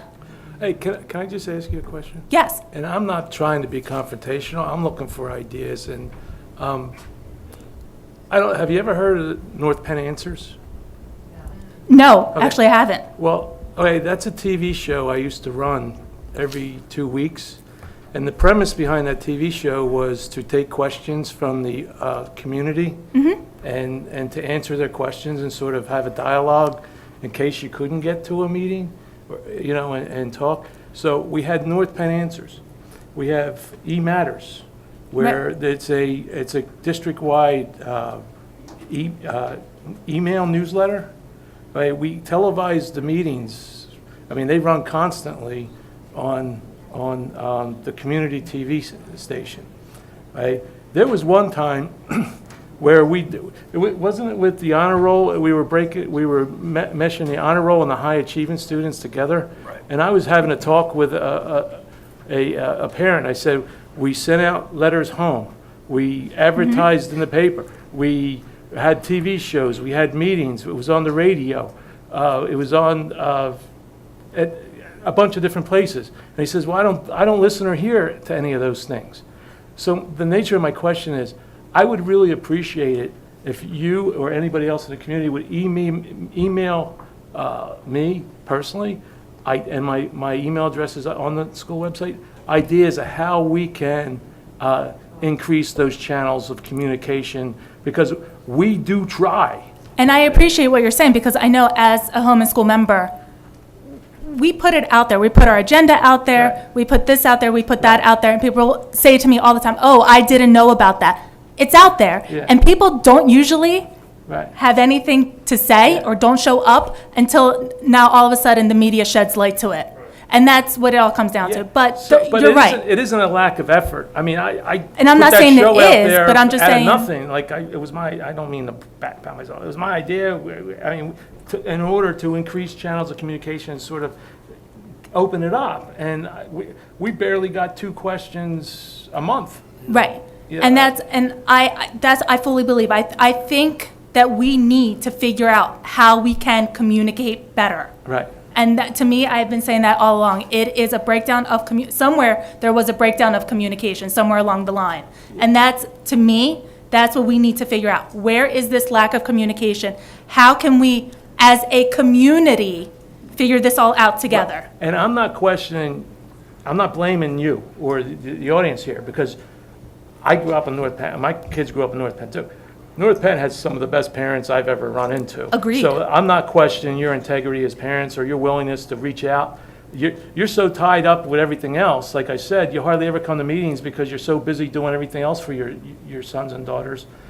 And quite frankly, my colleagues have really done a really good job. If you look at everything that's out there, North Penn is ranked top in everything. We are. I mean, we have good programs. We have a Bridal Paths ensemble, music ensembles is nationally renowned. Right, and as that's an why I elementary. say- So we have all these things, but we're talking about and I don't mean to minimize this, but we're talking about a Halloween party. And we have we have nationally recognized programs in education. And I get the social piece, and I get how emotionally charged this issue is. I get that. But we have to start focusing on the issues that Exactly. the solutions, so we can Exactly. solve this problem, but we keep going back to the problem, Well, and that's what I'm saying. to the fallout of the problem. As far as my school's concerned, Halloween is not an issue because we're having Halloween. Right. In costume. And we've already communicated that we're willing to listen to you. Right. We've already communicated a means for us to get your contact information so we can tell you when this issue is going to be discussed at an ECP meeting and subsequently brought to an action meeting and voted on again. I'm not sure what else we can do. Maybe we can form some sort of task force with parents, Okay? maybe with administrators, maybe a task force. And I'd be willing to be on that force to help whatever capability I can, but maybe we need some sort of task force so we can iron out these issues together, because we are a community. At ECP, Yeah, come there every first. month on the calendar. Come to the ECP meeting. is the best meeting to start with. Thank That's where you. the task force will be. That's where that's a task force. But see, the committees are task forces. There are task forces, I guess. November 11th.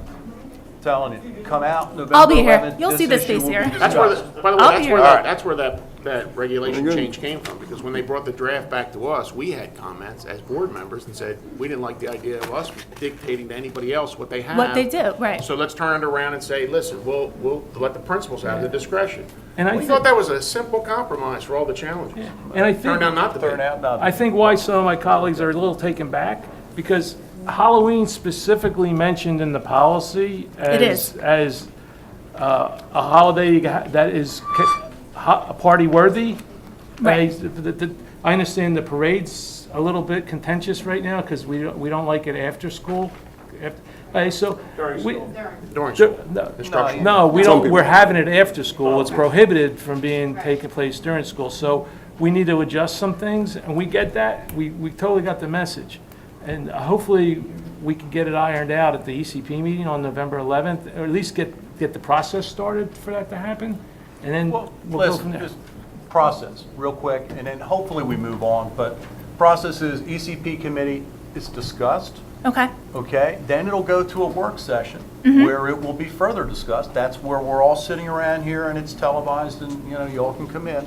And then it goes to a full board meeting. So you Perfect. should have 2 shots at it. Okay. If you can't make the ECP, you know, you should be able to, you know, hopefully make the work session, one or the other. I think the ECP is best because that's sort of the you know, That's where the big dealing cake with it, gets that's baked. the nuts and Right bolts then and there. of the policy.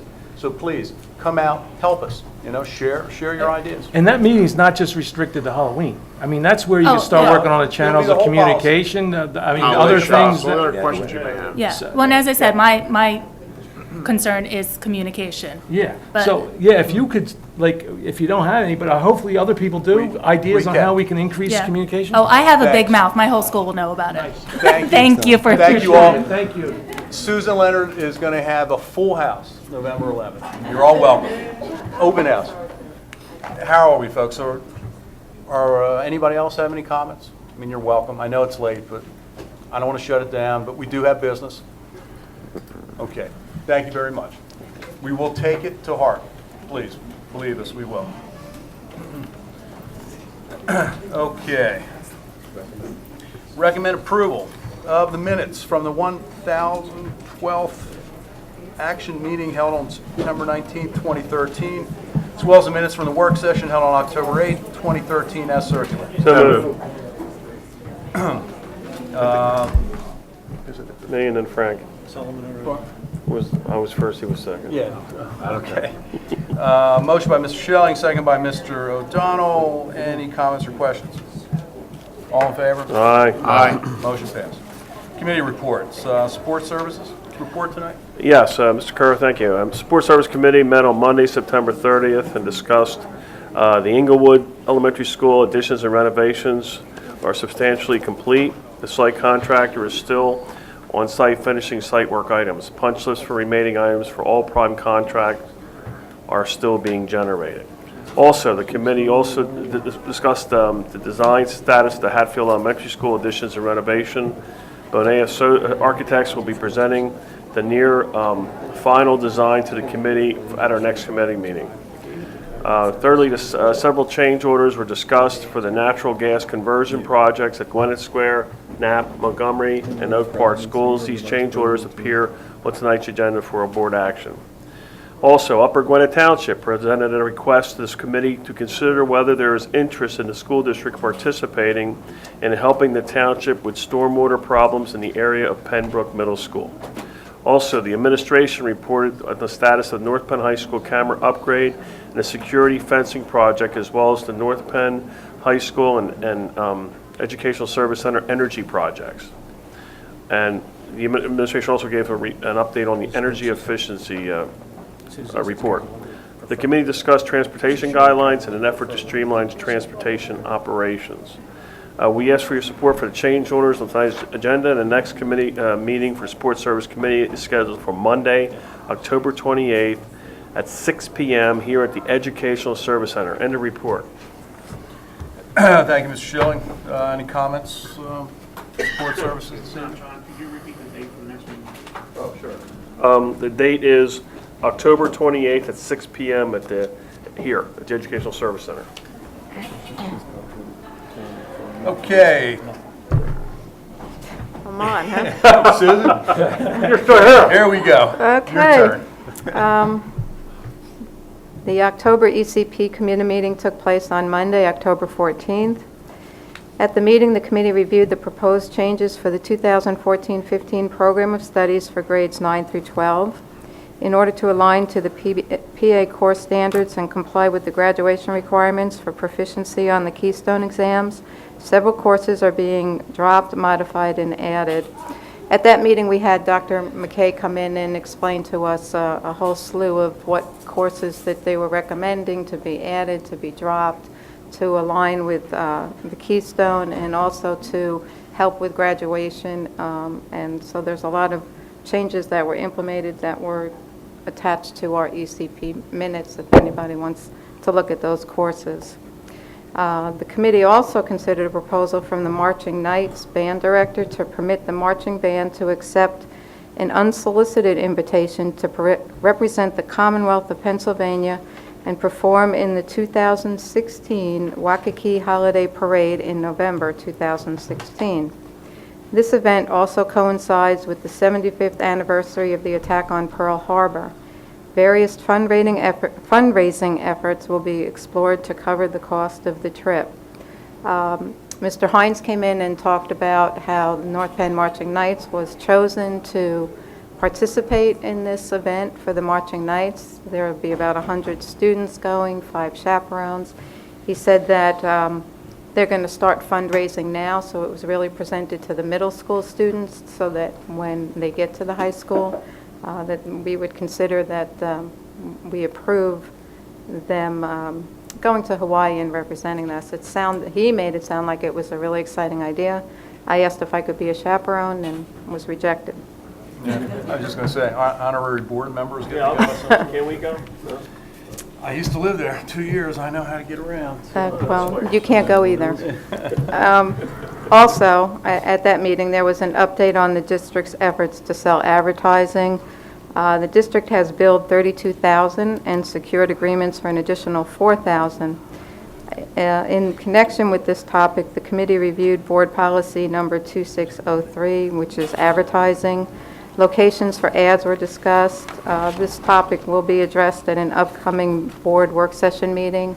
I brought that to the agenda. I wanted to review again where we stand on where we can place our ads and if we have any other restrictions or comments about where they go. I mean, it's pretty comprehensive, and we pretty much allow it except within classrooms and offices, and I had some issues with that myself. Oh, So no, we don't do it in classroom.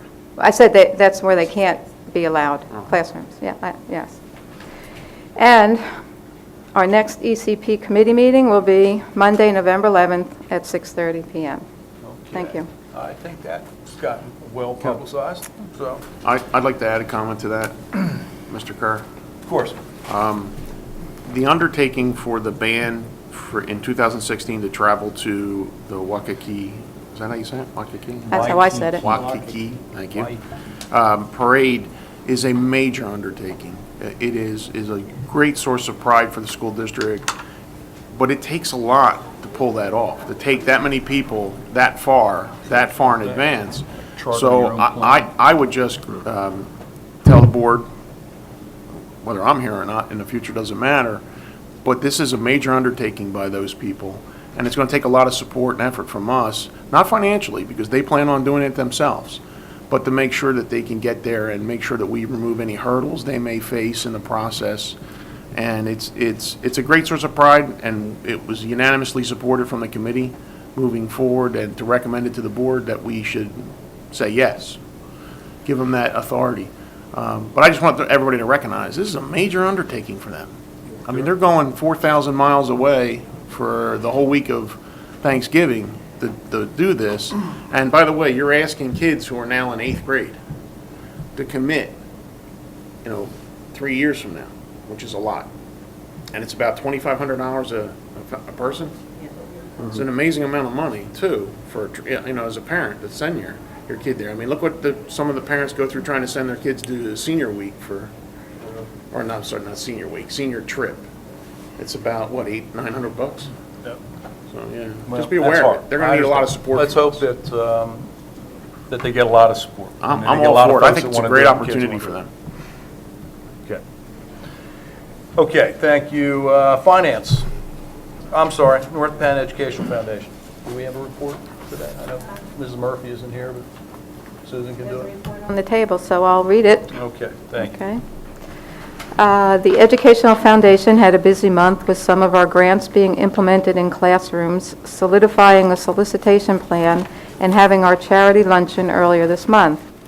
Throughout the month, several of our grants came into action in the classrooms. Pembroke Middle School students learn how to build circuits through the purchase of Electronic Learning Lab, and students at Penndale Middle School learned the devastating brain damage that occurs after just a few seconds of shaking an infant by using this technologically advanced infant simulator. These are 2 of the 27 grants that will be implemented this year thanks to the foundation. The foundation also agreed about a timeline for our year-end appeal and the start of an e-newsletter. These ideas came from a sharing session that NPSD hosted among several local educational foundations. We hope these communications will help us better publicize the work we do. Well, Mrs. Murphy's thrilled to report that Penndale Middle School's Harassment and Bullying Intervention Task Force, HABIT, chose the foundation as their beneficiary for this year's events. HABIT is comprised of about 20 students in grades 7 through 9. Led by freshmen Taylor Young and Erin Hubner, the team is organizing 3 weeks of events from selling candygrams to Spirit Days. This is the first time a student group is supporting the foundation, and we are so appreciative of this new relationship. The foundation held its annual fall charity luncheon on Sunday, October 6th. We had a little fewer than 100 attendees who dined on a delicious buffet meal from Baco. I want to thank the trustees, staff, and community members for attending. Our next event will be another luncheon at Molly McGuire's in Lansdale on Saturday, February 22nd. It will be our first time holding a charity luncheon at Molly's, and we are excited about this new partnership. We hope to see you all there. We are now accepting applications for our mid-year grants. I look forward to sharing the innovative projects our staff and students are doing at a future meeting. Any questions about the foundation can be directed to Christine Liberaski at the ESC. Thank you. Thank you, Suzanne. Any comments from board members? Certainly appreciate everything the foundation does for us, there's no doubt. Finance. Who has finance? Joe? Yeah, thank you. We met Monday, September 30th at 6:30 PM, right after the support services meeting. We discussed some informational items, the revenues, expenses, and balance sheets. As you would expect, at a September meeting at the beginning of the school year, there's not a lot of things going on in the finance. We're just getting our sea legs because the money's just coming in, and there's not a lot of variance in our budget to discuss at this point. But we did go over, the revenues, expenses, and expenses. Enterprise fund statements, the investment report, the interest rates remain low, but that's no surprise to anyone. We discussed the Inglewood project. Things are wrapping up there. Final payments are being made. We recommended that the fund balance designations that Mr. Schock is recommending be moved to the work session meeting and then to this meeting, to the action meeting. One of the neat things that we discussed was putting our surplus plus goods on an online auction. Food service equipment, special education items, possibly books at some point. It's a requirement that by state law that we have to sell our items to the best possible, highest price. We can't just give them away. So that would be a way to increase the efficiency of us disposing of our surplus sale items. And our next meeting is going to be held on Monday, October 28th, after the support services meeting and the report. Thank you, Joe. Any comments for finance this evening? No? Okay, Safe Schools, we have a report. Mr. O'Donnell. Safe Schools Committee. The Safe Schools Committee met on September 30th and discussed the following. The emergency plan updates. We got additional class buttons from Montgomery County Emergency Dispatch Center. We discussed the evaluation of and training for emergency drills. We discussed the evacuation of Englewood due to a natural gas leak, and police departments doing practice drills in their schools. Mr. Strobel continued with the discussion of the installation of new cameras at the North Penn High School and a new project to close in the courtyards with a new fencing project at North Penn High School to improve safety. The committee requested that the administration look into weather safety, especially into the modular classrooms, additional cameras at all the buildings, and physical renovations to the front lobby areas of some of our schools. The next meeting of the Safe Schools Committee has been scheduled for Monday, October 28th, following Support Services, following Finance Committee, and will be the third committee meeting that night. We're estimating 7 o'clock, could be a little bit later, but it's Support Services, Finance, and then Safe Schools all in one night. End of report. Thank you, Mr. O'Donnell. Any comments for Safe School tonight? Okay, Personnel Committee met in executive session October 8th from 5 to 6 p.m. to discuss matters of personnel negotiations and potential litigation. North Montco Technical Career Center, we have a meeting Monday. I believe we reported last month's. I believe we did too. The schedule is such that the meeting is next Monday for the Montco Tech Center. We'll certainly report next time. And the MCIU, the intermediate unit? Susan, do you have anything from? I believe that they're going to meet this Wednesday, Okay. so there's no report. Thank you. Very good. Thank you. Thank you all. Superintendent's report. Thank you. I do recommend approval of amended Board Policy 5110, which is the student attendance policy, per item 5713A through D. So moved. I'm afraid the second. Moved by Mr. Sullivan, second by Mr. O'Donnell. Okay. Well, I assume we've looked at this policy and looked at regulation. Yes. And it's been vetted? Of course. All in favor? Aye. Motion carries. Recommend approval of the North Penn School District resident tuition-free 40 school days maximum for student 101713-3, whose name is on file in the office of the superintendent. So moved. Second. Motion by Mr. O'Donnell, second by Mr. Schilling. Comments or questions? All in favor? Aye. Opposed? Motion carries. Recommend approval of change order P1 for Stanrock Plumbing Incorporated for the Gwinnett Square, Knapp, Montgomery Oak Park Natural Gas Conversion Project for additional time as listed per item 59-13. Motion by Mr. Maniscalco, second by Mr. Sherpinski. Comments or questions? All in favor? Aye. Opposed? Motion carries. Recommend approval of the change order M2 for All States Mechanical Ltd. for the Gwinnett Square, Knapp, Montgomery Oak Park Natural Gas Conversion Project for additional time also as listed per item 5913. Second. Motion by Mr. Schilling, second by Mr. Sherpinski. Comments or questions? All in favor? Aye. Opposed? Motion carries. And recommend approval of change order M1 for All States Mechanical Ltd. for the Gwinnett Square, Knapp, Montgomery Oak Park Natural Gas Conversion Project at an increased cost of $2,047.50 as listed per item 60-13. Second again. Motion by Mr. Schilling, second by Mr. Sherpinski. Comments or questions? Just one. This increased cost for about $2,000 it gives us the opportunity to have a huge savings in the project. When we convert and start to use the conversion, we're going to big save time. 50 times that. So it's worthwhile. So long as It's big. natural gas prices Yes. stay down. Exactly. But it's definitely in our favor to do this. I agree. Very good. Good job, and that's a good, good Congratulations. foresight. Thank you, Mr. Schilling. I know you worked hard for that. All in favor? Aye. Opposed? Motion carries. Recommend approval of change order E1 for AGM Electric Incorporated for the Penfield Hot Water Heater Replacement Project at an increased cost of $1,696 as listed per item 61-13. So moved. Motion by Mr. Sullivan, second by Mr. Schilling. Any comments or questions? All in favor?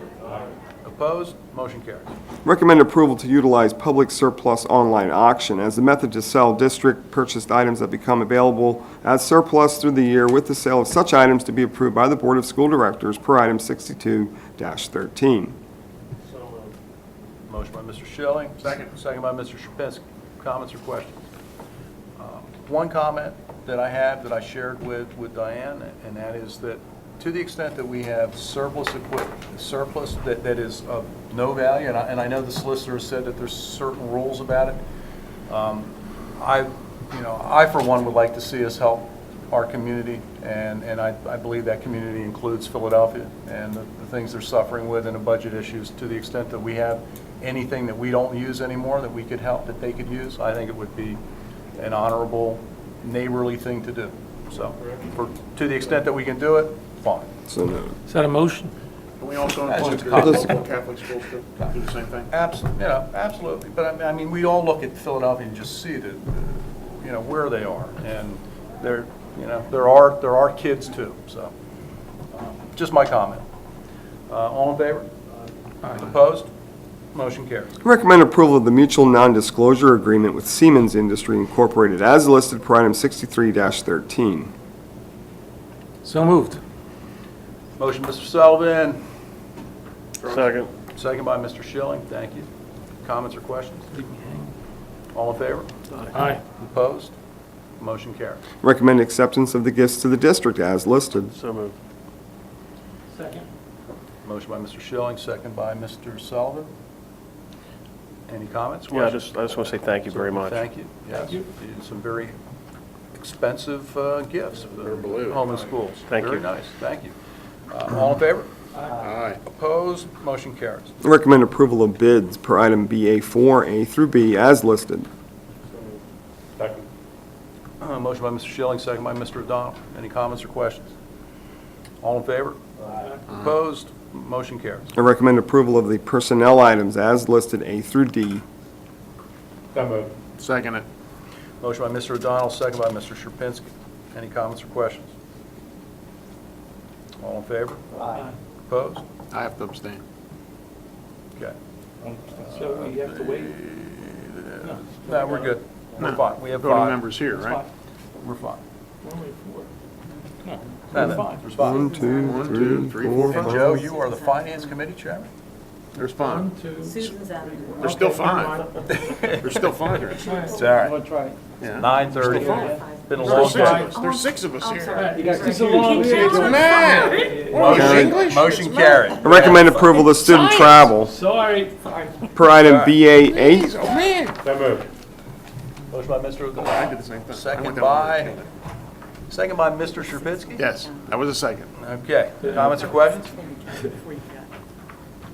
All in favor? Aye. Opposed? Motion carries. Mr. Sherpinski, this is one of the few times you get to actually move and second. This is a special night. Exactly, that's what I'm doing. I know, good. Recommend approval of contracts per BA9, A through C, copies of which are on file in the Office of Business Administration. So moved. Moved by Mr. Sherpinski, second by Mr. Schilling. Comments or questions? All in favor? Aye. Opposed? Motion carries. I recommend approval of alternative placements per item BA10, copies of which are on file in the Office of the Director of Special Education. So moved. Motion by Mr. O'Donnell, Second it. second by Mr. Sherpinski. Like to hear that. Comments or questions? All in favor? Opposed? Motion carries. The vandalism report is included for your information. This does conclude the superintendent's report. Thank you, Dr. Dietrich. Finance report, Mr. Schock. Yes, this is the treasurer's report for the month of September 2013. Cash receipts during the month totaled $38,073,994.56. Cash disbursements for September totaled $18,526,074.01, leaving total funds available of $166,215,038.94. End of report. Sanction and approval of invoices, Mr. Schock. Recommend approval of disbursements to be sanctioned for the month of September 2013 in the amount of $20,184,629.04, and disbursements to be approved for the month of October 2013 in the amount of $3,070,667.54. Seconded. Motion by Mr. O'Donnell, second by Mr. Shapinsky. Comments or questions? Did very well with all those numbers and just got them right out, despite the time. That was good. All in favor? Aye. Opposed? Motion carries. Recommend approval of the resolution with Berkheimer appointing Donna McGrower as the authorized contact per item BA 12. Motion by Mr. Schilling, second by Second. Mr. Sullivan. Comments or questions? Yeah, who is Donna? Donna is the supervising bookkeeper For?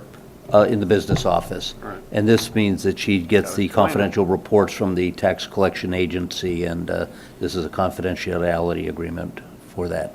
Okay. Public has a right to know that. Of course. Thank you. Thank you for bringing that up. Comments or questions? Any other comments or questions? All in favor? With pleasure. Motion carries. We go to E.